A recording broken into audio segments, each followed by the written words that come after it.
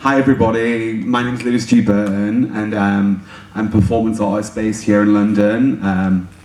I do drag for a living and then I'm also an artist and I make fine artwork, mainly performance and yeah. Do you guys want to introduce yourselves and tell everybody?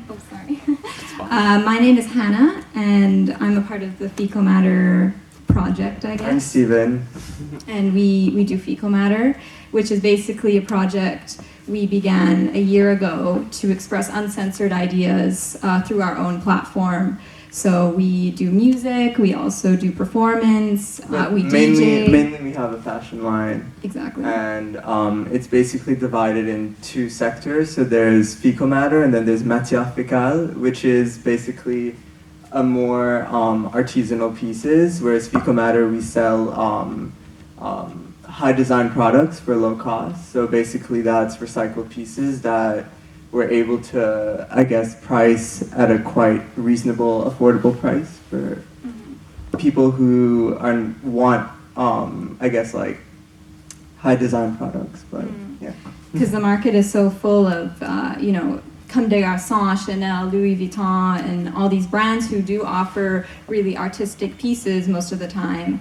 But we see in the market is so flooded with H&M and Zara and all those brands which offer clothing that doesn't necessarily have a meaning, doesn't necessarily help the environment or all of those types of things. So Fecal Matter is really to look at those issues and kind of change them, but through the fashion industry. Yeah.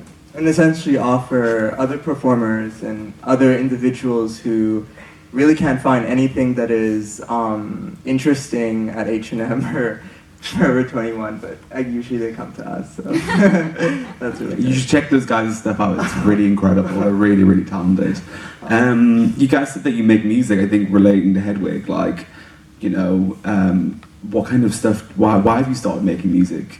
I mean, essentially music has been something that we've always wanted to do, but I guess growing up it wasn't really something that we manifested in our lives. So music has been just, I guess, the soundtrack to our designs and the soundtrack to our projects. It's actually kind of funny because a lot of the times when people see us on the street, they'll be like, oh, you guys must be musicians, and we always have to be like, oh no, we don't make music, like we don't do anything musically related. So it's been a year that we've put effort into it, yeah. And so we perform and we have we DJ and we do stuff like that, but essentially we are really interested in just, I guess, doing music that, I guess, is personal to us, and it doesn't really sound like music sometimes, but it is music to us. So. Quite avant-garde. Yeah, what about you? Yeah, so I've been working on some music as well recently. Like, I feel living in London for nearly 6 years now, I'm really centered in what's been going on here and very, knowing my culture as a queer person within the scene. And I feel like there's a lot of issues I need to address, and I feel like I can't do that either. Well, I can do that through my art, or I can do it, I feel like drag is my job, even though I really enjoy doing it. And I feel like there's certain things I must censor myself on or hold back on because there's certain rules in place and I don't want to upset certain people. So I've started making music with a friend of mine to kind of just express myself and to kind of give a voice to these concerns and these ideas that I have about certain things. But I'm a performer myself anyway, so my background is being on stage and I enjoy it, and it's just another way to express myself, I think you guys have a really nice performer development to what you do because you construct your own garments and your aesthetic. Do you guys want to talk more about that? Sure. Sorry, can you say your question again? Well, yeah, basically how do you feel about performance and okay. in our work at least? A lot of people do say oh, you guys are so performative and stuff like that. I guess I don't necessarily see myself as a performer because I see everyone as kind of a performer, to the bus driver, to the accountant, I think everyone is kind of performing all the time because I just believe we're all in drag at all times and we're always acting a part, we're always playing something in society, so that's kind of... So for us, I guess we really play on that because it's, most people would just consider what we do, I guess, as a never-ending performance. Which is, a lot of it Very is true, true, because, yeah. I mean, we glue the hair extensions on, we put the shoes on, it's not something that's natural, and that's, I guess, why we consider performing such an essential part to creating, because there is such a unnatural aspect about what we do in society where it's considered not normal, where you're not supposed to put so much time a day into how you look or how you dress or how you want to vision yourself. So for us, that's something that I guess we try to manipulate in our own way, because I mean, this is really, for us, this is our identity. It's not really something we just take off and put on. It's something that we live. Yeah, we live through our performance. So how do you feel about performing and making a living off of that? Is that well, I identify as like pretty genderqueer, because I feel like some days I wake up and I want to be a bit more boyish, some days I wake up I want to be a bit more female, other days I just want to be an alien, you know, like I'm very fluid like that in my life, and you know, so I'm constantly performing these certain notions of what it is to be male or female or other on a constant day-to-day basis, and I love dressing up and expressing myself through that. Like I feel when I'm doing drag, it's more of who I am and my core inside as an individual, rather than maybe just putting on some like pants and a t-shirt and going to the shop, you know, like this is essentially who I am and what I want to project onto the world. Yeah, so I think what you guys are saying, like everything is drag, everybody dresses up to a certain idea, they bind at the idea through like the system, as you guys were saying earlier on, like whether it be H&M and Zara, like people go out there and buy their clothes to put on this drag for society to fit in and to conform and to kind of, you know, be accepted. So I think we're all performing to some degree every second of our life. Yeah. Also, I mean, do you find it difficult to make money off of what you do and your art? I think so. I've been doing it like since I moved to London. Like I worked my motherfucking arse off to get here. Like I really love what I do, and I put a lot of time and love and energy and passion in that. I think that shows. And I haven't created as much artwork recently as I would like to due to money constraints, because we're living in the most expensive city in the world, but I am, because you guys are just visitors at the moment. Yeah. So I'm living, like, this is the most expensive city in the world, and like drag is my full-time job, whether it be performing or DJing or hosting different events or doing things like this. Yeah, like I managed to survive, I managed to keep myself afloat, and I wouldn't have it any other world. Like I'm not gonna conform and get a 9-to-5 job that isn't me. But yeah, I think London really impacts what I do and what I want to say, and also my community around me is really, really important to me.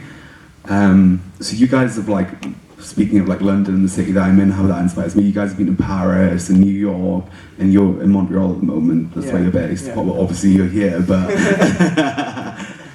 yeah, like how does each city inspire what you do, and what do you take from that? Totally. I mean, for us, we travel all over. We don't really have a specific place that we live in. It's really based on projects, and for us, every city that we live in inspires us, but at the same time, it doesn't. Simply because we kind of travel with our inspiration wherever we go, and we generally are really interested in the uncensored parts of the human mind, and the parts that, I guess, if you sit in your room alone, like, you'll notice that there's even some doors in your mind that you're afraid to go in. And so for us, that's really what we're interested in, and that's really our source of inspiration. So going to cities and stuff like that, it really doesn't change that, because that's always with us. We also look at human nature a lot, which is basically what is a human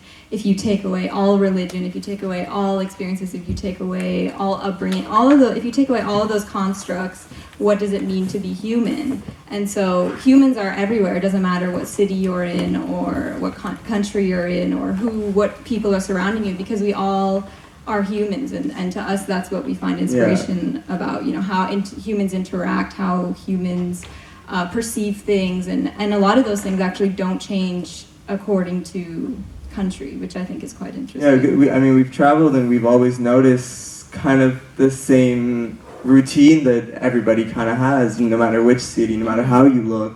It's kind of everybody's looking for love, everybody's looking for security, safety, and stuff, acceptance, people to understand them. So for us, we find that really interesting. And I guess we've also noticed through our travels that there is no such thing as a safe space. There are safer spaces, but there is, for us at least, an understanding that there is no safe space, because we've come to London and there's so much expectation that people will be so open-minded and stuff like that, but there are still areas where that's not the case, and there's places where sometimes you think would be the most unsafe places to live in, and those sometimes are the places that we find are safer. So it's interesting. I mean, that's kind of how we like it. But, yeah. Lewis, I wanted to ask you, what has been your favorite performance you have done so far in your career, your lifetime? My favorite performance? Oh, I don't know. Sorry to put you on the spot. You can totally mention more than just one. Yeah. Well, I don't know. I really enjoy doing a bit of everything.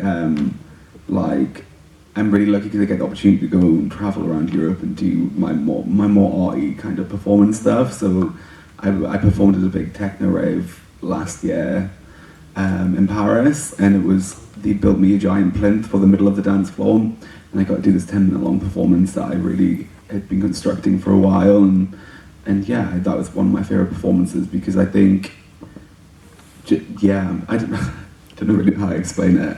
I wish I had some images. I should have prepared this. No, but yeah.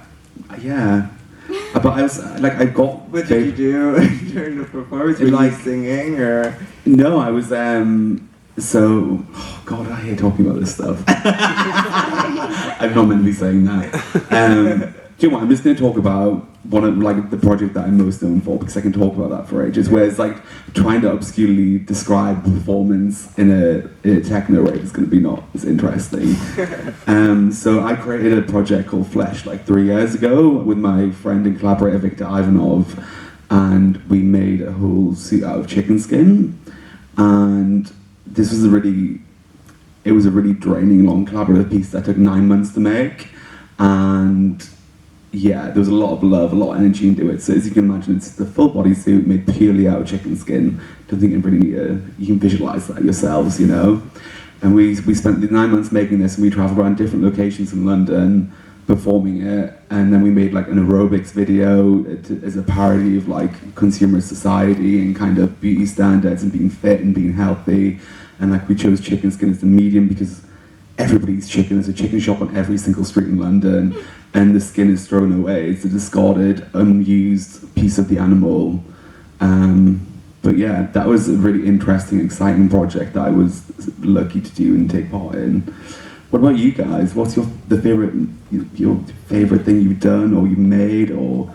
I think the project coming up that we are building at the moment is one of our favorite things. Well, I guess it's just because it's so current, and the meaning is something so important. I guess we can't really share too much of it because it's going to come out in a couple months, but it's a really impactful message. We finally feel that there was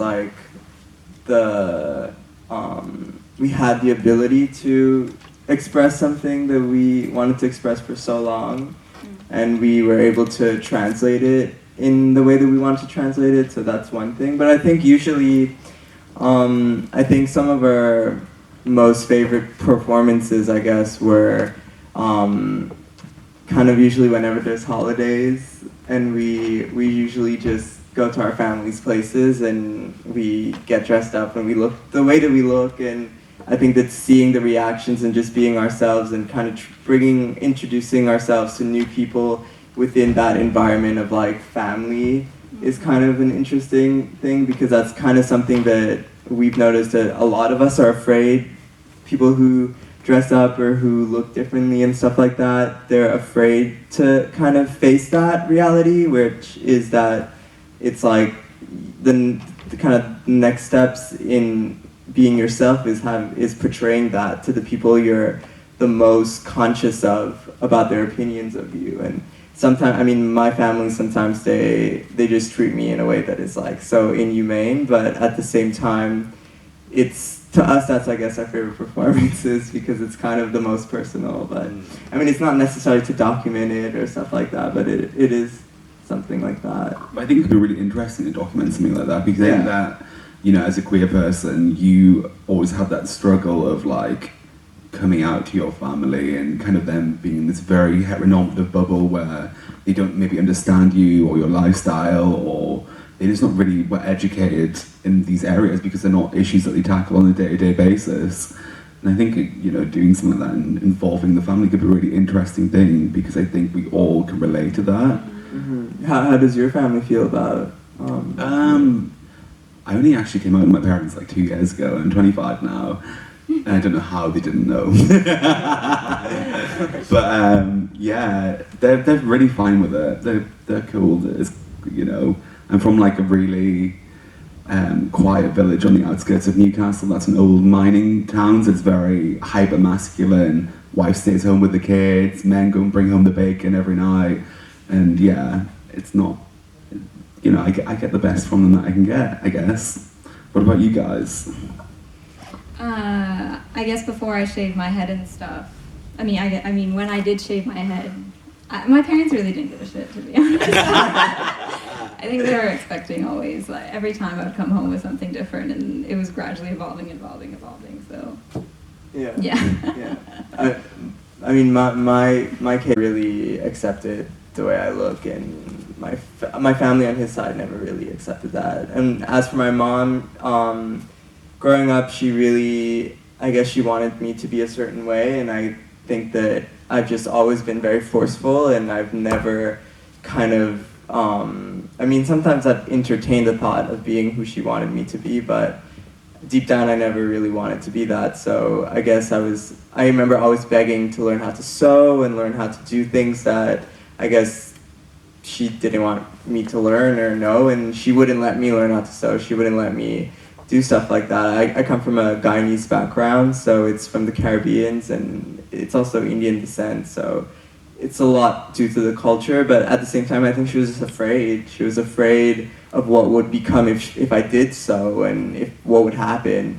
So then I think throughout my growing up and stuff like that, I think that at some point I just didn't care and I just did what I wanted to do, and then she really just didn't have any choice to accept me because it was kind of all I kind of gave, which was like, either you're going to be there with me or not, but I'm going to continue what I'm doing. So that's kind of the push. And now she's super supportive and really like so supportive. Like she wants some of our clothing.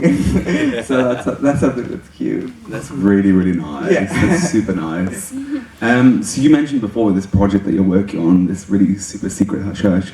Can you maybe tell us a little bit more about that? Is it a collection or? I mean, basically we're planning on doing our first presentation. As a brand, we've never done any presentations before. We've done a lot of, I mean, what we do is kind of different than most fashion brands, is that we model it ourselves and we are the designers, and that's something that is very unconventional in the fashion industry right now because they just don't understand why we don't have models to model our pieces. It's just for us, we really believe that, I mean, for us, at least we're really taking our skin and putting it on the rack. We're really trying our best to be as honest as possible, and so in a lot of ways we can only be the only models, but then with this presentation is something different because it's not really something that we want to wear. It's not really something that we see as the new trend or anything. It's really just a statement, and that's something that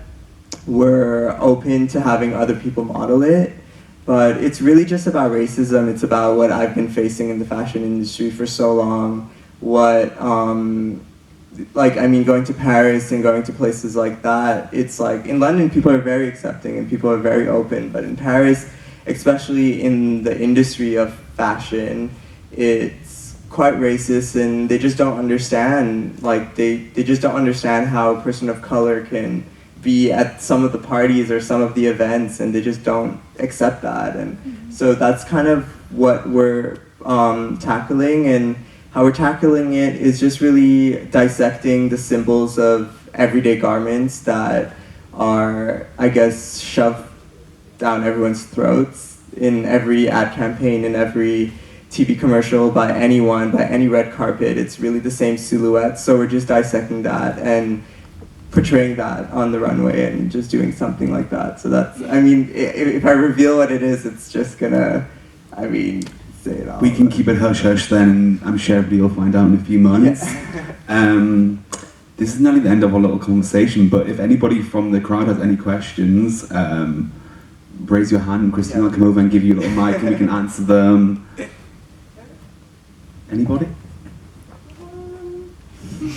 Oh, everybody's so shy. No, there we go. Yay! Let it take it. There you go. Hi guys, thanks for the chat. It's Hi. really interesting. I kind of, as you kind of see on TV now, drag is becoming much more mainstream for the first time. Well, I guess been going on for the last like 5 to 10 years now.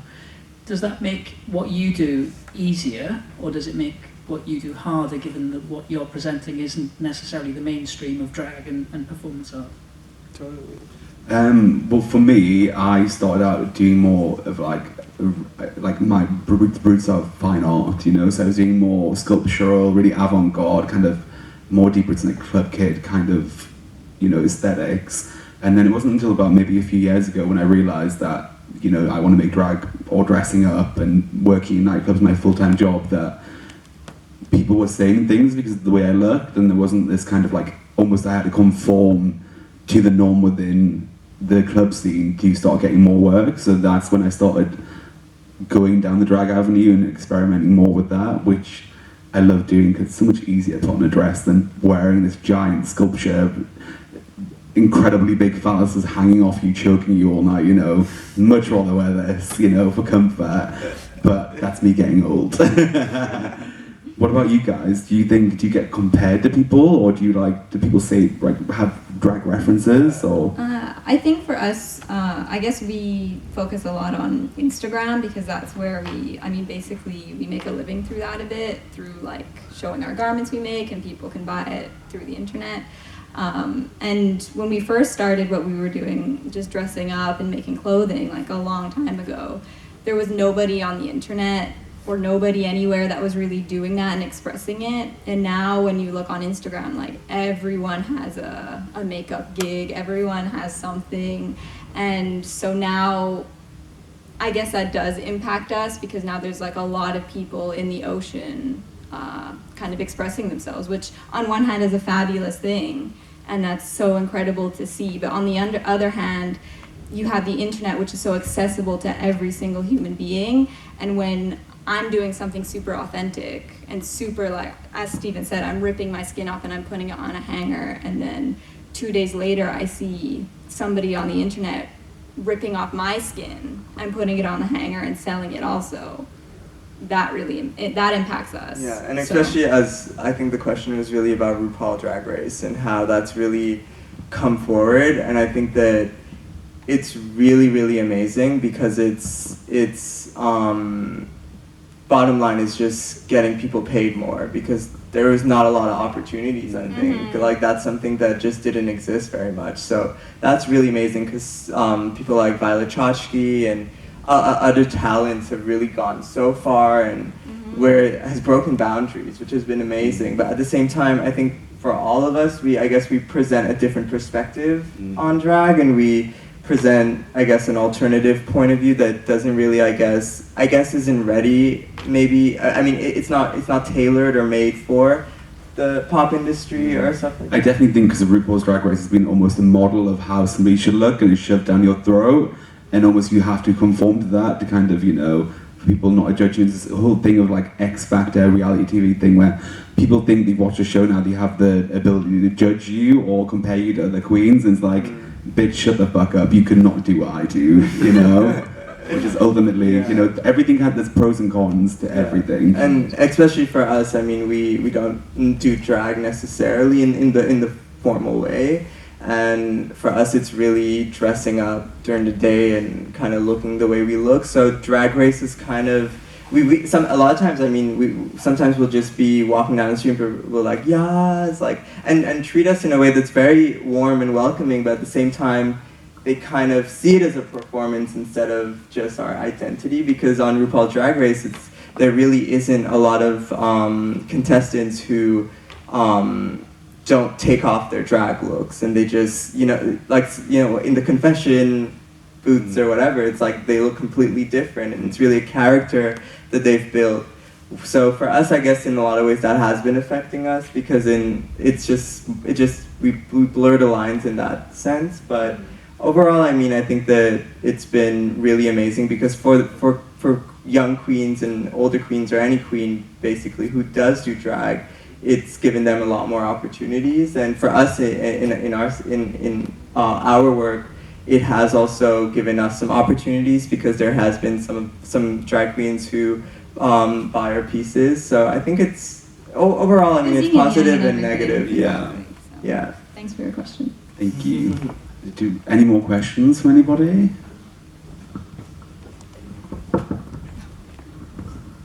Hi there, thanks for chatting with us. How do you feel about the film Hedwig and the Angry Inchen, as a story of a queer performer? For me personally, I totally can relate to the story, as it really just seems like it's kind of like what we were talking about, in a way where it's like something so raw and authentic, and then passing on that knowledge to somebody who is brand new and fresh, and then afterwards that person just has more, I guess, inclination to fit in with the pop industry and into kind of pop culture, and that person basically benefits the most, I mean, in terms of wealth and stuff like that, or exposure, more than the person who has been doing it forever and has been doing it with such passion. And we've noticed we have so many friends who are quite older, and they've been just dressing up and doing what they've been doing for so long, and nobody has ever given them an opportunity, and people have been ripping them off so much, because there's people like Lady Gaga back in the day, when she used to go, she didn't even go clubbing, she would have her team basically go to these parties in New York, and we've had some friends who've told us this, and they've basically, people would befriend them just to get to know them and go to their places and understand what they're wearing and understand their aesthetic and their vision, and then immediately in 2 weeks she's wearing it on the red carpet. And that's kind of how the system works, and for us that's really what we take from the movie. It's kind of that aspect of it. But then in terms of, I guess, just the life of a queer person is really, really shown in that film, and honest. Yeah, so for us it's, I mean, there needs to be more movies like that, more stories that are being told about queer individuals, or just people who are just challenging censorship in general, because that's what the movie is really about. It's challenging all of the